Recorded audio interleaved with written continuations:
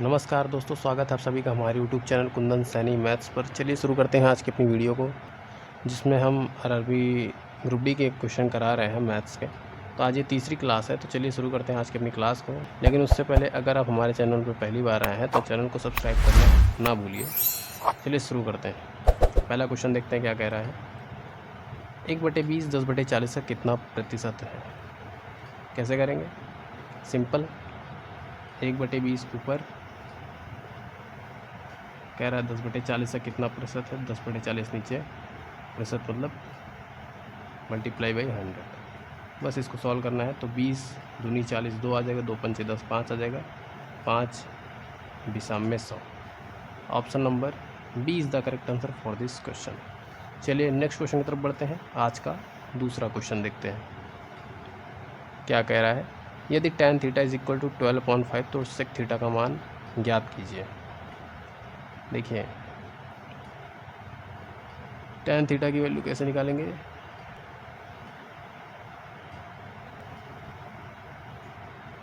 ये है एक राइट एंगल ट्रायंगल, इसमें यह है थीटा और tan theta is equal to 12/5। tan theta होता है लंब बटे आधार। लंब ये है, आधार ये है, तो कर्ण कितना हो जाएगा 5 12, तो ये 13 हो जाएगा। ट्रिपलेट होता है 5 12 13।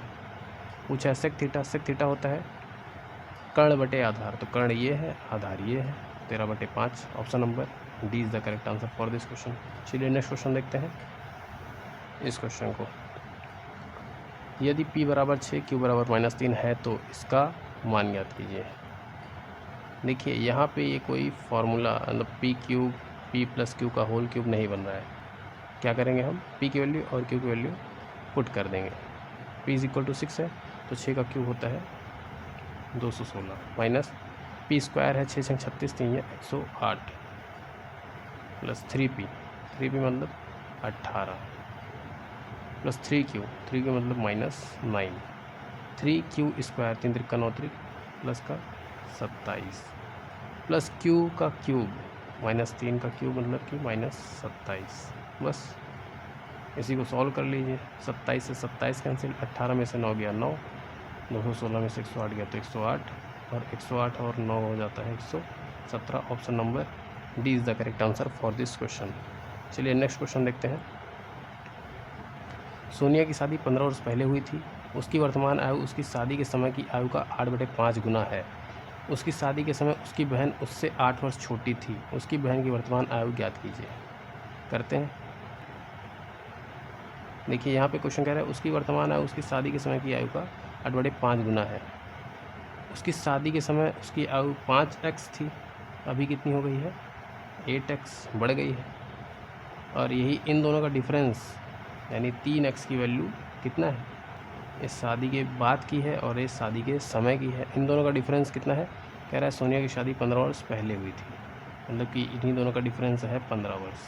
तो x की वैल्यू कितनी आ गई 5 साल। मतलब शादी के समय वो कितने साल की थी 25 साल की, और शादी के अभी इस वक्त कितने साल की है वो 40 साल की है।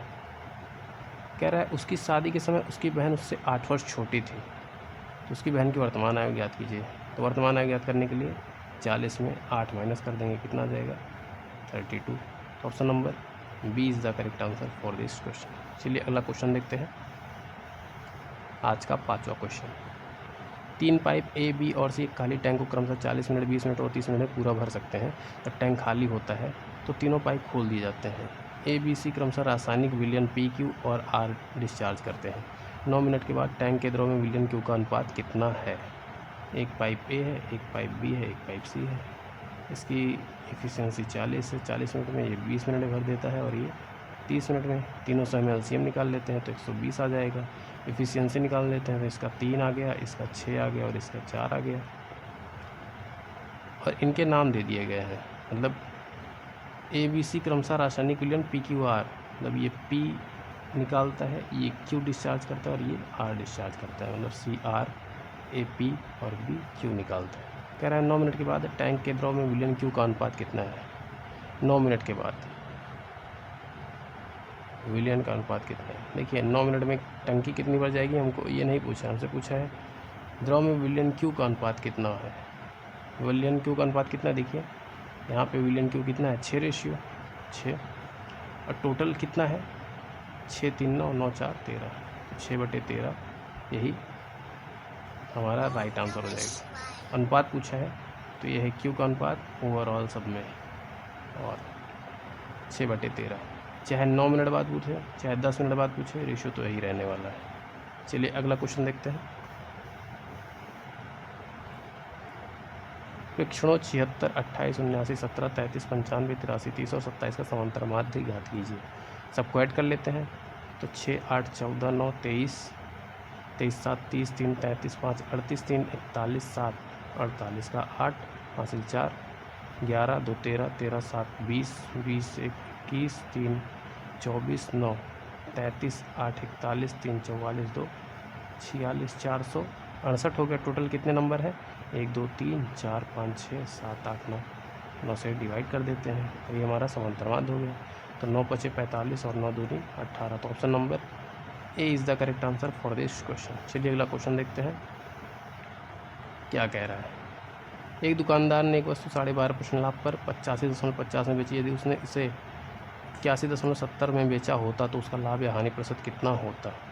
12.5% कितना होता है 1/8, मतलब 8 में ख़रीद के 9 में बेच रहा है। 9 की वैल्यू यहाँ दी हुई है कितना 85 50, निकाल लेते हैं कि रेशियो की वैल्यू तो 9 9 81 और 9 5 45, तो 9.5 आ गई एक रेशियो की वैल्यू।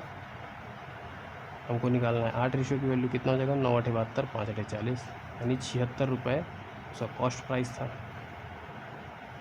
कह रहा है उसे 81.70 में बेचता है, तो 81.70 में बेच रहे हैं। अब तुमको प्रॉफिट कितना हो रहा है 5.7 रुपये का, 76 के रेस्पेक्ट में मल्टीप्लाई बाई 100 और यही हमारा परसेंटेज प्रॉफिट भी है। तो 19 3 57, 1900 का 76, यहाँ एक जीरो बढ़ जाएगा तो 3/40 गुणे 100, 30/4, 15/2 यानी 7.5% का क्या हो गया प्रॉफिट हो गया।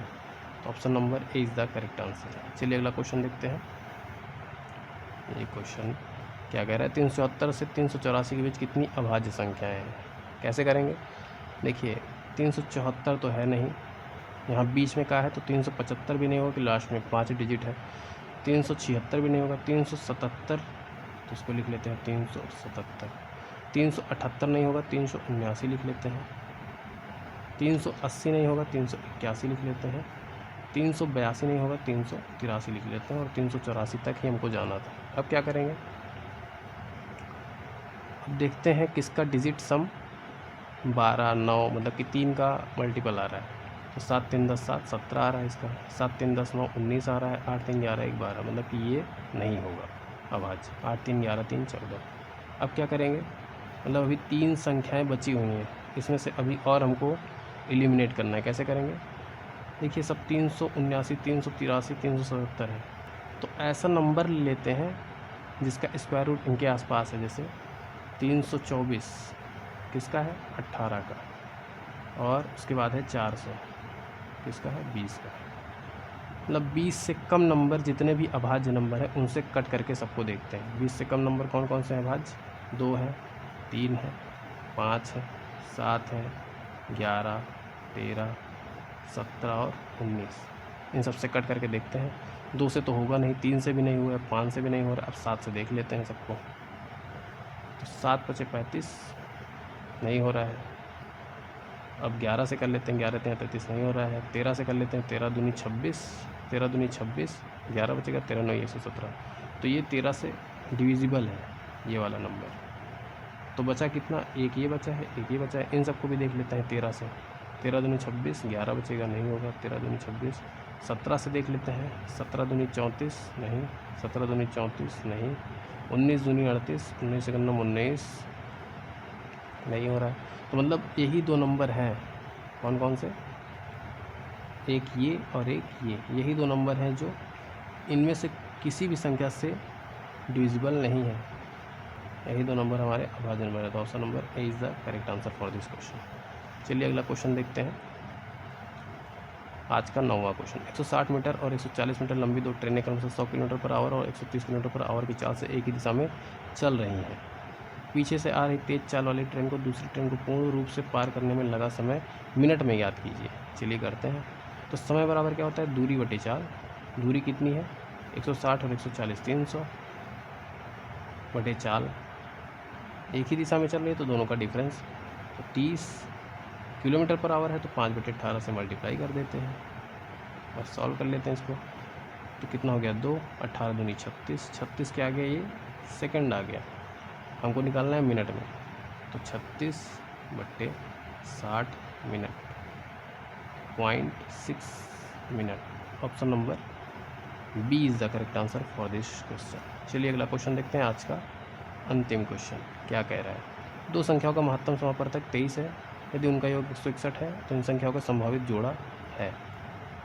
देखिए महत्तम समापवर्तक होता क्या है, जैसे ए है कोई एक संख्या बी है, और महत्तम समापवर्तक जब दिया रहता है तो मतलब कि उसमें ऑलरेडी कहीं ना कहीं HCF इंक्लूड है।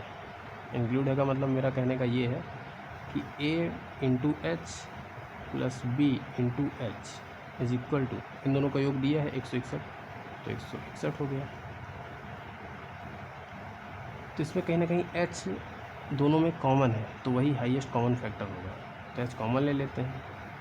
तो A प्लस बी कितना आ गया 161, तो A प्लस बी की वैल्यू कितनी आ गई 161 डिवाइडेड बाई HCF कितना 23, यानी दोनों संख्याओं के रेशियो का जो सम है वो कितना आना चाहिए 7 आना चाहिए। अब ऐसी ऐसी कौन कौन सी संख्याएं हो सकती हैं बताइए आप, जिनका रेशियो आए जोड़ने पे सम लेकिन उसमें से कोई कॉमन ना हो। तो जैसे पहला नंबर रखते हैं 1 तो ये ऑलरेडी 6 होगा, दूसरा नंबर रखते हैं 2 तो ये ऑलरेडी 5 होगा, कोई कॉमन नहीं। तीसरा नंबर रखेंगे 3 तो यहाँ पे 4 होगा, और चौथा नंबर रखेंगे 4 तो वहाँ 3 होगा, 5 रखेंगे तो 2 होगा। ठीक, मतलब कि यही 3 नंबर हैं, यही 3 जोड़े बन सकते हैं। तो option number B is the correct answer for this question. तो नंबर कौन कौन से हो सकते हैं, देखिए 1 6 हो सकते हैं, और इसमें HCF का मल्टीप्लाई कर दीजिए तो कितना हो जाएगा 23, 23 छक्का 138, या तो ये हो सकते हैं, या फिर 2 और 5 46 115, या फिर 3 और 4 23 3 69 23 का 12। इन सभी का इसका और इसका सभी का HCF कितना है 23, चाहे तो आप सॉल्व करके देख लीजिएगा। ठीक, संभावित जोड़े कौन कौन से हैं 1 6 2 5 और 3 4। तो option number B is the correct answer for this question. तो आई होप आपको आज की वीडियो अच्छी लगी है। अगर वीडियो अच्छी लगी हो तो चैनल को सब्सक्राइब करना ना भूलें। मिलते हैं अगली वीडियो में, तब तक के लिए जय हिंद, गुड बाय, नमस्कार।